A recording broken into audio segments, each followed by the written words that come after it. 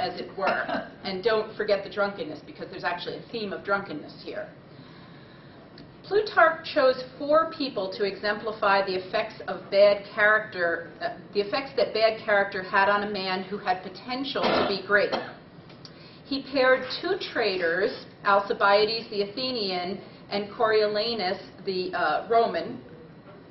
Mark Antony was paired with Demetrius Poliorcetes, a Macedonian king who, after being successful early in his life, eventually lost his father's kingdom and died drunk in the captivity of his enemies.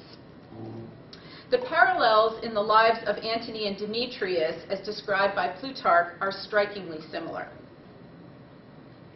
Now, Plutarch's Life of Antony, which many scholars consider to be his most impressive work, was written somewhere between 110 and 115 of the Common Era. So, substantially after the deaths, obviously, of Antony and Cleopatra.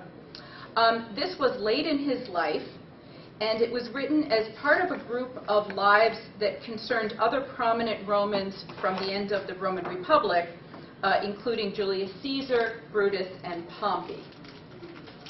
By writing on these figures at one time, Plutarch was clearly trying to get a handle on the interaction of prominent individuals at a time when politics was so driven by personality.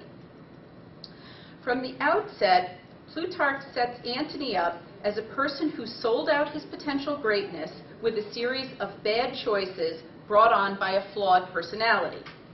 A fine example, Plutarch tells us, of an aphorism of Plato, quote, "Great natures exhibit great vices as well as great virtues." That's Antony in a nutshell. Plutarch pins the decline of Antony on a number of vices, including, but not limited to, drinking, womanizing, and keeping bad company. The historicity of these exploits is highly questionable, as Plutarch's source appears to be Cicero, who was Antony's sworn enemy. The stories are also scandalous. For example, Plutarch repeats Cicero's story of a time when Antony went into the forum and had a hangover and threw up in his toga. Sort of thing you might want to say about your enemy. In the context of this talk, I can't recall all of the details of Plutarch's long and detailed life of Antony. Some observations should be noted, though. One is that it's difficult to separate the historical Antony from the exemplar of foolish behavior, in part because of Plutarch's questionable choice of sources. Also, in his conclusion, in which he briefly compares the lives of Antony and Demetrius, Plutarch molds his characters around his argument so as to have points of comparison and difference between the two, a case clearly of the tail wagging the dog. Antony, in particular, is compared in this brief summary to mythological characters such as Heracles, another famous drunken, vomiting character. The Cleopatra of the life of Antony is our earliest extant prose source on Cleopatra. She first appears in chapter 25 of an 87-chapter-long biography, and she dominates the biography from chapter 62 onward. But this remains the story of Antony. The queen is, for Plutarch, the worst of Antony's bad habits.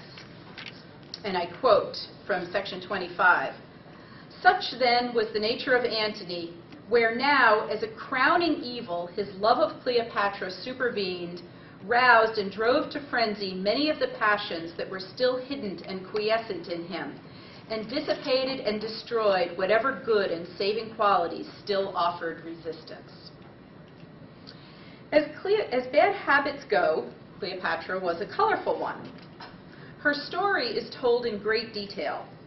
Most of the tales are stock lore, tropes of excessive indulgence in luxury and leisure that people are now familiar with through Shakespeare, who of course used Plutarch as his primary source for antiquity. I just want to read you a little of the sort of more dramatic parts of the description of Cleopatra. This is section 27. All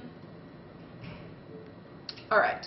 On the following day, Antony feasted her in his turn. They'd had a feast the previous day, and was ambitious to surpass her splendor and elegance. But in both regards, as he left behind and vanquished in these very points, and was first to rail at the meagerness and the rusticity of his own arrangements, Cleopatra observed in the jests of Antony much of the soldier and the common man, and adopted this manner also toward him, without restraint and boldly. For her beauty, as we are told, was not in itself altogether incomparable, nor such as to strike those who saw her.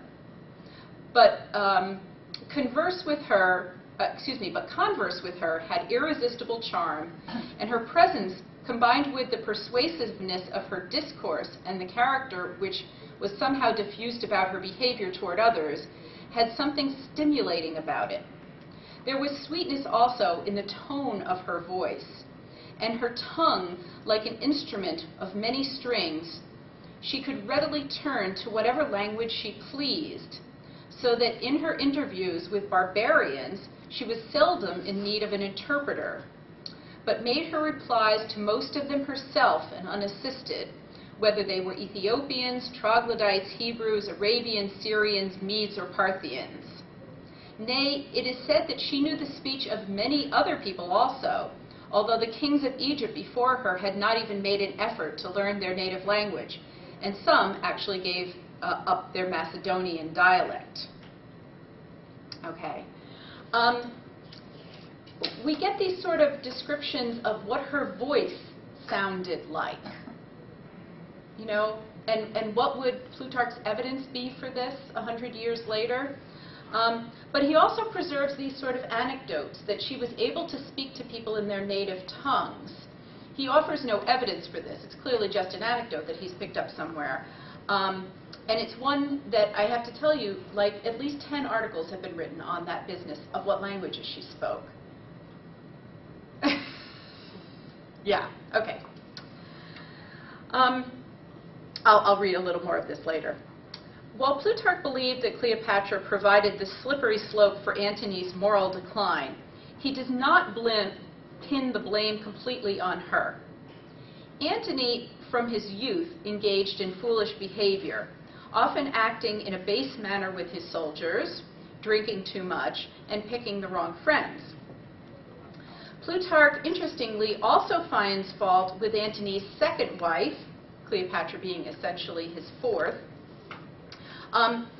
Antony's second wife was a woman named Fulvia, and I desperately wish that we knew more about her, because she actually led a military coup against Octavian.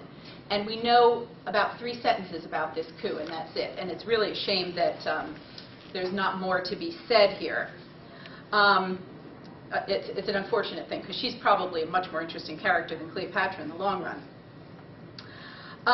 Anyway, Plutarch says that Fulvia had already put Antony on the path to ruin. And I quote him, he says, "Therefore Cleopatra was indebted to Fulvia for teaching Antony to endure a woman's sway, since she took him over quite tamed and schooled him at the outset to obey women." It's that eunuch thing.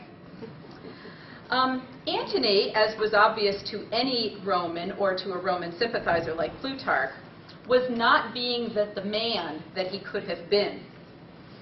Fulvia, about whom the sources, as I said, are nearly silent, pushed Antony toward his final emasculation at the court of Cleopatra. In this way, Plutarch treats the Antony and Cleopatra affair exactly the same way that the poets do. Cleopatra is too powerful and too seductive, and Antony becomes a eunuch in her presence. In this, Antony's downfall is easily explained by the shifting of gender roles in a way that is contrary not only to his Romanitas, but to nature itself.